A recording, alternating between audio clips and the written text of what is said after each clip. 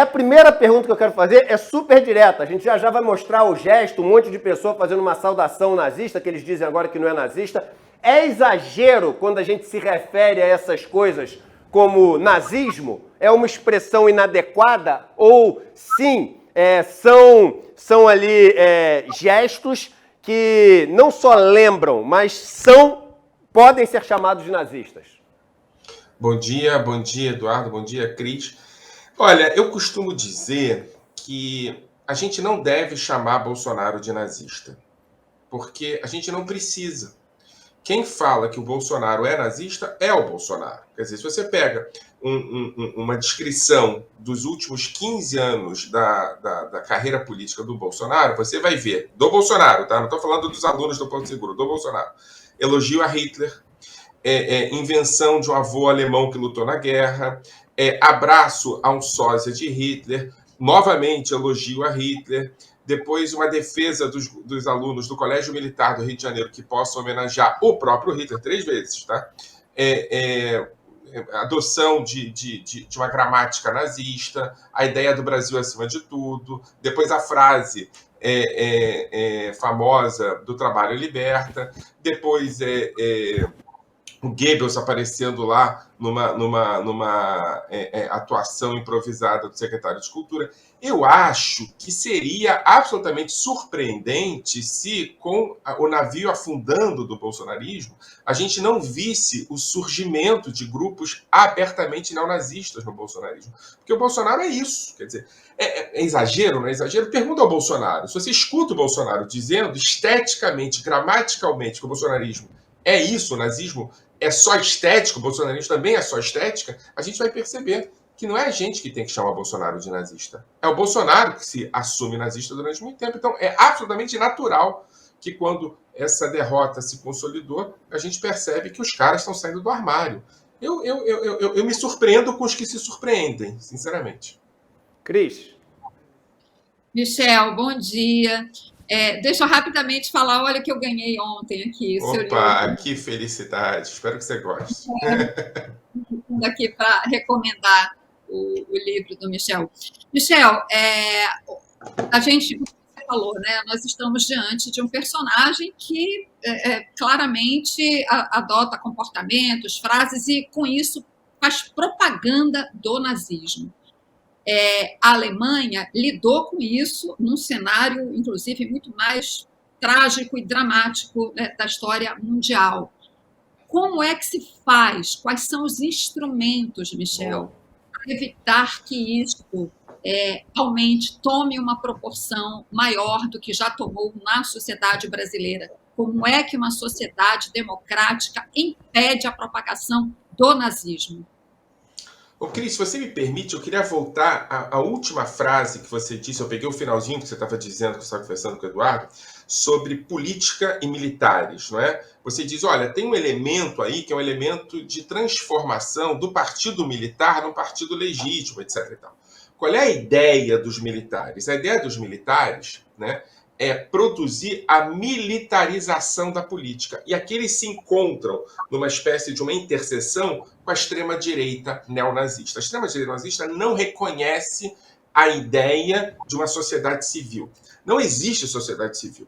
Existe uma maioria militarizada, no sentido estético da palavra, que a gente viu ontem em Santa Catarina foi isso, quer dizer, o debate se aquilo era juramento à bandeira ou não era juramento à bandeira é um debate absolutamente pouco importante. O que era aquilo? Era o seguinte, era a conversão de uma sociedade numa perspectiva militarizada. E aqui você tem Mourão e você tem Bolsonaro disputando o que você chamou de espólio, né? Um levando para a extrema-direita neofascista e outro levando para a extrema-direita militarizada. Esse é o debate. E é daí que a gente tem que sair. Aí eu respondo a sua pergunta. A gente tem que sair desse lugar de uma sociedade que abandonou a perspectiva da sociedade civil e caminhar em direção a uma desmilitarização dos espíritos. Não é? Agora eu acabei de ver uma pesquisa da Quest dizendo, olha, 60% dos bolsonaristas consideram os petistas inimigos. Esse é o espírito que o bolsonarismo produziu. A gente tem que desarmar os espíritos, produzir uma política onde se estruture um diálogo possível entre as diferenças. O nazismo não permite isso, e o bolsonarismo é nazismo. Então a gente tem que se afastar do bolsonarismo, a gente tem que se afastar do nazismo. Nesse sentido, por exemplo, uma das maiores descobertas que eu pessoalmente fiz, e aqui eu estou fazendo uma autocrítica, não só uma crítica, é entender a falência do ensino do Holocausto no Brasil. Não só não resolveu nada, como produziu a ideia que enquanto não houver uma câmara de gás e um campo de concentração morado, a gente não está falando de nazismo. Né? O que isso possibilita? Isso possibilita uma deshistorização do nazismo. O nazismo vira uma coisa mítica. Só existe quando aparece um cara de bigodinho e cabelo repartido. Cá entre nós, apareceu um cara de cabelo repartido, só não tinha o bigodinho. Mas mesmo assim não confiaram que era nazismo. Então a gente está numa situação que a gente tem que refundar. Refundar a sociedade brasileira, refundar a ideia de sociedade civil e refundar, e eu digo isso muito claramente, refundar a educação para o Holocausto, retirando-a de lá e colocando-a numa educação antinazista. Ou seja, não nos importa, em termos de produção de uma pedagogia, 41. O que nos importa é 33. É entender como é que uma sociedade se deixou levar por fanáticos em 33 e 32. Porque 41 é produto disso. Né? Então, assim, tem que tirar da mão, por exemplo, o monopólio do estudo do nazismo das vítimas diretas. Eles não podem ter essa responsabilidade, porque eles não têm capacidade para entender o que está acontecendo hoje, porque não dá para falar que o cara é vítima e tem capacidade para isso. Quem tem capacidade para isso são historiadores, sociólogos, pesquisadores. A gente tem que refundar uma nova educação antinazista. Isso é absolutamente urgente. Só se supera isso com repactuação, o que eu falei antes, e com educação. Não adianta lei, não adianta discurso de ódio contra, o que adianta é educação. É um trabalho longo, árduo, mas que vai dar resultados. Primeiro só mostrar, desculpa. Não, depois eu pergunto. Mostrar os prints, né, na tela aqui desse grupo, só para poder ilustrar, que está na matéria do Estadão também. Então, alguns prints que tinham nesse grupo de alunos. Então, ali, ó, é o Hitler fazendo um coração, né? Não tem dupla interpretação. É um sticker do Hitler. Agora, eu queria mostrar esse vídeo de Santa Catarina, das pessoas fazendo a saudação. Olha, outro vídeo. Então, tudo, enfim, depois quem quiser ver, vale a pena ler essa matéria. Esse é Mussolini, né? Esse é o Mussolini, isso. O Mussolini ali tem um vídeo, aí é um vídeo, não é uma foto, né? Eu não dei play nesse vídeo, porque isso é um print de tela, eu acho que as pessoas nem têm esse vídeo lá. Ou se tem, acho que até de uma maneira acertada, não postaram o vídeo para as pessoas não ficarem vendo o vídeo. Mas vamos lá, vamos botar o vídeo de Santa Catarina, para a gente poder... mostrar o que... No Paraná ou Santa Catarina? É fêmea, aquela parada que serve para lavar louça. Olha o tiro. Aqui, ó. Então vamos lá, vamos mostrar esse vídeo e aí depois eu vou fazer um comentário aqui. São Miguel do Oeste, Santa Catarina. Então tá certo, é Santa Catarina que eu tinha falado. Então isso são, enfim, aí você tem um grupo aí, parece pelo menos mais de 1000 pessoas, todas agindo de maneira igual, com o braço ali direito levantado, enquanto toca o hino nacional. Aí um ponto, acho que tá bom, gente, tá bom já aqui para fazer a pergunta. A pergunta é a seguinte, começou a discussão depois, o seguinte, não, isso é saudação à bandeira, não é? Pô, mas saudação à bandeira não tem bandeira, a mão é no horizontal, não é para cima. Começou essa discussão toda. E você, enfim, falou agora uma coisa que é muito interessante, falou que isso é o menos importante.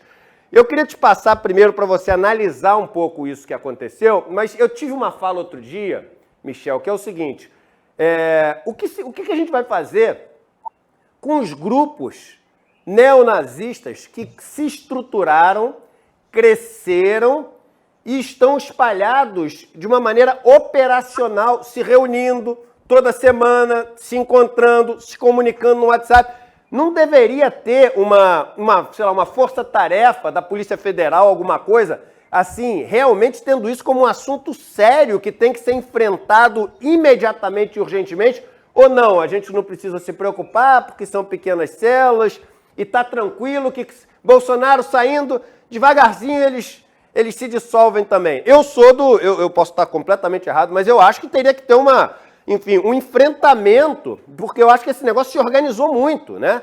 Então eu queria que você analisasse essa cena e dissesse como a gente deveria agir com esses muitos grupos neonazistas que estão hoje organizados, estruturados e operacionais? Edu, olha só. O bolsonarismo tem duas camadas. A camada da superfície eu chamo de galhofa. É uma espécie de programa de auditório, não é? Ele fala bobagem, as pessoas riem, ele incorpora o elemento que é o elemento do homem que fala a verdade, do tiozão que fala o que pensa, etc. E tal. E a camada do subterrâneo é a camada ideológica do bolsonarismo, não é? A camada onde as estruturas se produzem a partir de uma perspectiva coerente ideológica. A camada do subterrâneo é nazista, tá? O que acontece eventualmente é que quem dirige a camada da superfície é o subterrâneo. Ele que leva, ele que coloca. Não é à toa que há uma gramática neonazista na campanha de Bolsonaro desde 2017. Não é à toa que Bolsonaro lança sua candidatura fazendo um discurso absurdo, que a Cris vai ler a análise que eu faço desse discurso no livro, dentro de um clube judaico. Não é? Isso tudo é muito estratégico. O que está acontecendo ultimamente é que essa mediação entre galhofa e nazismo, ela está perdendo força, porque o Bolsonaro está perdendo força. Então o que acontece é que o subterrâneo, como que um esgoto que vaza, chega à superfície sem mediação. Não tem mais galhofa. O Bolsonaro está desesperado. O Bolsonaro tem medo de ser preso. O Bolsonaro está triste. O Bolsonaro já não tem mais energia vital. Isso é uma categoria nazista muito importante, de análise do nazismo. Não tem mais. Então o que está acontecendo é que essas coisas estão saindo, né? Então, assim, é claro que a estética nazista que você viu em Santa Catarina é uma estética nazista, né? A ideia de você cantar o hino com a mão direita erguida e participar de uma comunidade de pessoas fazendo a mesma coisa te dá a impressão de que você está produzindo uma energia vital de estabelecimento de um novo país exclusivamente verde e amarelo de pessoas que concordam com você. É absolutamente nazista, não tenha dúvida alguma. O que eu brinquei é que a pergunta é: essas pessoas que estão lá, né, o fulano e o cicrano, o José e a Maria que estão lá levantando o braço, sabem disso? Provavelmente não. Isso importa pouco, porque eles fazem parte de uma gramática nazista que é vendida para as bases como o todo. E é essa base, aqui eu vou para a sua segunda pergunta, desculpando já por ter me alongado na primeira, essa base que está preocupada em se mostrar como base, está preocupada em receber sinais de encorajamento, essa base produziu o que eu estou chamando de Disneylândia do nazismo. O Brasil virou uma Disneylândia do nazismo. Bolsonaro deu sinais, desde a sua posse, de que eles são bem-vindos. Os grupos neonazistas cresceram no Brasil 400%. É o maior crescimento do mundo de grupos neonazistas. Não há país onde houve mais crescimento do que o Brasil nos últimos 4 anos. É claro que a gente tem um neonazismo estruturado. E aí, eu não estou falando do cara que levantou o braço, né? Eu estou falando de grupos neonazistas, de grupos estruturados. Por exemplo, uma das células mais fortes do neonazismo no Brasil é a célula de Niterói. Tem uma célula enorme em Niterói que só cresce, né? No interior de São Paulo você tem outras células enormes, né? A professora Adriana Dias fez esse levantamento. A única possibilidade de você acabar com isso, eu estou me referindo às células neonazistas organizadas, é polícia. Sem dúvida alguma, é polícia. E rápido, né? Agora, a má notícia é que isso não vai terminar com esse ambiente neonazista produzido por Bolsonaro. Eu volto a dizer, esse cara, durante a campanha eleitoral, elogiou Hitler. Esse cara, antes da campanha eleitoral, produziu Hitler como modelo de liderança. É disso que a gente está falando. E o que vocês estão vendo aí é resultado, não é indireto, é direto disso. Ele está discutindo. Se lembra da história do bebê leite? Se lembra da história do cara que fez o White Power? A gente produziu esse ambiente. O que a gente está vendo é resultado disso. Então, assim, é polícia imediatamente e educação para mediar a situação. É sobre isso que eu queria te perguntar, professor. Bom dia. O senhor falou de educação imediatamente, né? E nesse exemplo que o Edu trouxe para a gente da escola Porto Seguro, o que a escola menciona ali no final é que ela repudia qualquer tipo de ação, enfim, nazista, nem fala nazista, fala racista. Racista e tal. Mas é muito pouco que a escola se comporte só como uma nota de repúdio, porque a gente está falando de adolescentes que deveriam saber, estudam sobre o nazismo na escola, deveriam estar mais bem informados. Como é que as escolas devem atuar também num cenário diante desse? Uma nota de repúdio é muito pouco. Estudou pouco nas escolas, né? Deviam estudar mais. E tem outra coisa também, né? Quer dizer, você tem aí, por assim dizer, combatentes avançados do bolsonarismo, né? Quais são eles? São aqueles caras que fazem podcast, aqueles liberais, pseudo-liberais de internet que ficam falando bobagem. E qual é o elemento básico desses caras? O elemento básico desses caras, né, é de que é preciso garantir a liberdade de expressão. Agora, vejam o que é liberdade de expressão. A liberdade de expressão é liberdade de expressão, para eles, de alguém que fala sobre o extermínio do outro e o outro tem que respeitar que ele fale sobre o extermínio dele. É disso que a gente está falando. Estou me referindo aqui a Monark, mas não só a Monark. Né? Esse final de semana, um professor de economia da UERJ falou bastante sobre isso em outro podcast. Vale a pena a gente entender isso. Quer dizer, o discurso sobre liberdade de expressão chegou nas escolas. E nas escolas particulares, de elite. Né? E essas escolas têm que decidir se vão bancar o discurso de liberdade de expressão e garantir que pessoas fiquem falando sobre nazismo em sala de aula, e é um direito que eles têm, ou efetivamente chamar as crianças pelo nome e dizer, gente, o nome disso é nazismo.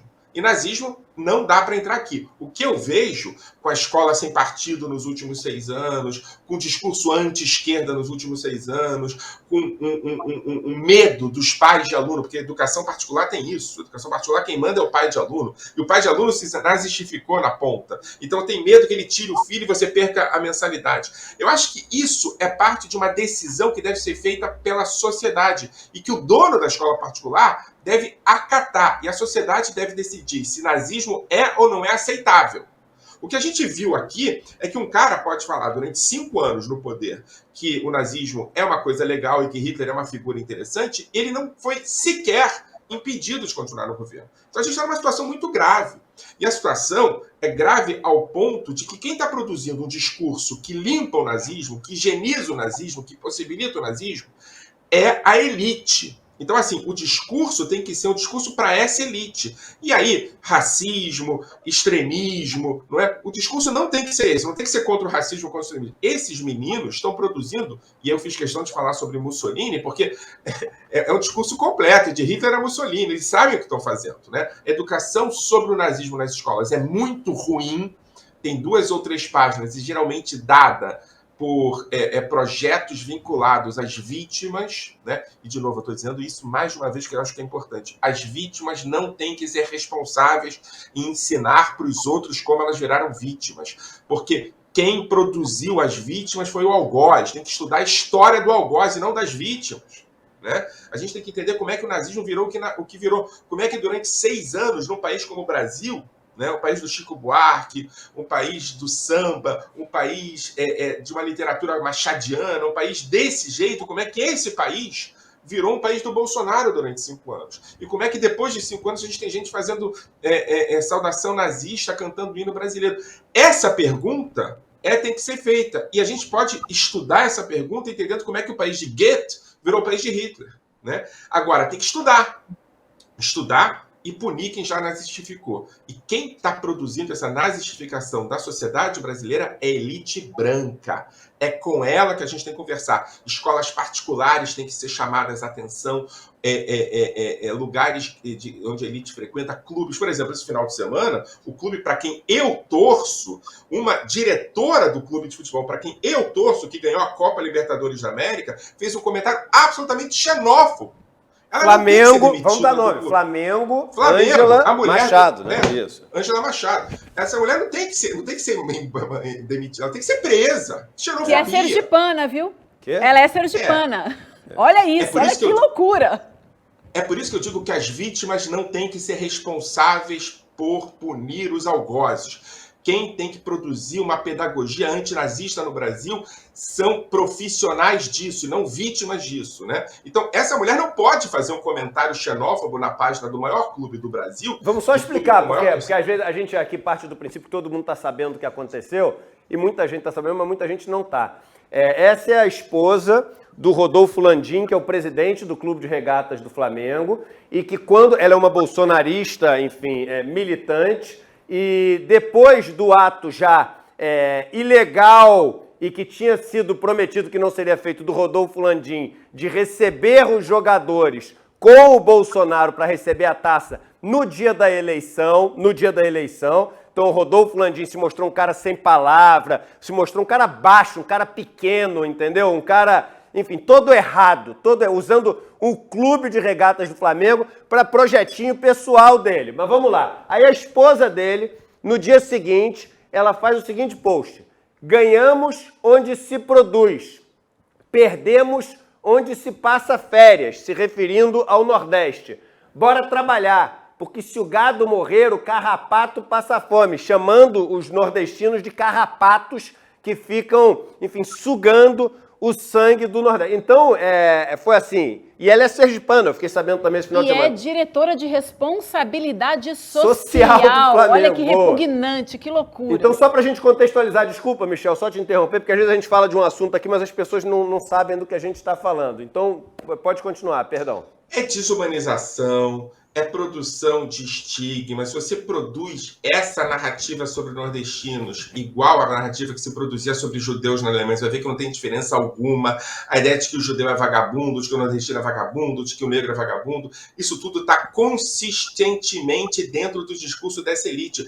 É preciso intervir, é preciso produzir um discurso antinazista nas escolas particulares, nos clubes particulares, porque senão a gente vai começar a adotar esse discurso, que é uma falácia, é o discurso da falácia, que é o discurso da liberdade de opinião. Não há liberdade de opinião quando o outro é afetado na sua saúde, na sua segurança. Não há liberdade de opinião sobre a necessidade de matar o outro, de extinguir o outro, de ofender o outro. O que há é crime. Então as coisas têm que ser tratadas. Educação de um lado e punição do outro. Perfeito. Cris, quer completar, Cris? Bom. Eu tenho mais uma rápida pergunta ainda, porque esse assunto, de fato, Michel, é de grande complexidade e um grande desafio que está posto para a sociedade brasileira.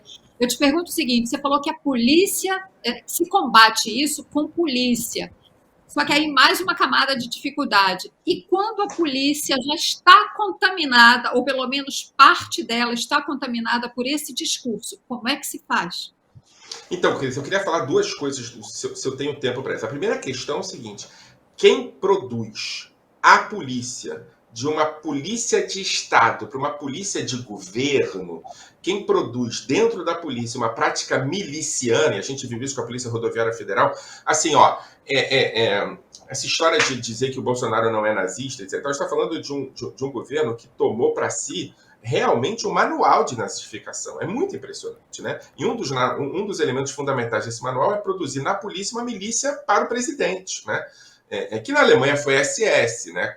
Com eventos mais graves. Mas a PRF, vamos imaginar o que vai ser se a PRF conseguir se consolidar como milícia de um governo que se eterniza no poder, né? A gente viu uma polícia que está produzindo de maneira clara e consistente, impossibilitando que os caras vão votar nas eleições. Imagina o que vai acontecer daqui a 50 anos, 30 anos, 20 anos, 10 anos, se nada fosse feito, né? Então, eu acho importante entender que quando a gente chama Bolsonaro de miliciano, a gente se lembra muito do que acontece no Rio de Janeiro. Mas quando eu chamo Bolsonaro de miliciano, eu me lembro do que acontecia em Berlim. É desse tipo de miliciano que eu estou falando. É um cara que patrimonializa a polícia. E aí você tem toda a razão, né? A polícia ainda não está patrimonializada. A Polícia Rodoviária Federal, aquela polícia que coloca o cara dentro de uma câmara de gás e joga um homem negro lá dentro para morrer, essa polícia ela está completamente patrimonializada. Está na mão do Bolsonaro. Tá? Mas as polícias, Cris, estão rachadas. A polícia militar, né, as polícias militares não estão dominadas pelo bolsonarismo. Você tem elementos muito importantes lá dentro dominados pelo bolsonarismo, sim, mas você tem grupos que estão resistindo a isso, né? As polícias civis também, e principalmente a Polícia Federal. A Polícia Federal está disputando um lado garantindo a dignidade e outro lado garantindo, por assim dizer, uma dimensão ideológica neofascista dentro da sua estrutura.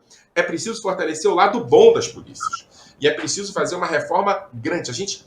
Olha, o Lula está chamando para conversar a sociedade brasileira, né? Gente de todos os lados, gente de todos os níveis, gente que está disposta a partir para uma desfascistização. É isso que a gente precisa fazer. A gente precisa entender que é preciso conversar com a polícia, é preciso transformar a polícia em um elemento de diálogo e não transformá-la em inimigos. Nesse sentido, é preciso fazer uma reforma da polícia conversando com os policiais. Não há como fazer punição com uma polícia funcionando como miliciana. E a polícia tem elementos milicianos dentro dela. E não é porque Bolsonaro é miliciano, é porque Bolsonaro funciona produzindo milícia. Ele não é só originário das milícias, ele produz milícia. Ele é originário das milícias do Rio de Janeiro, mas ele produz as milícias, eu posso garantir para você, Cris, no próximo livro que eu estou escrevendo, isso vai estar mais claramente descrito, que ele produz essas milícias de governo dentro das polícias a partir de uma perspectiva de modelo alemão dos anos 30.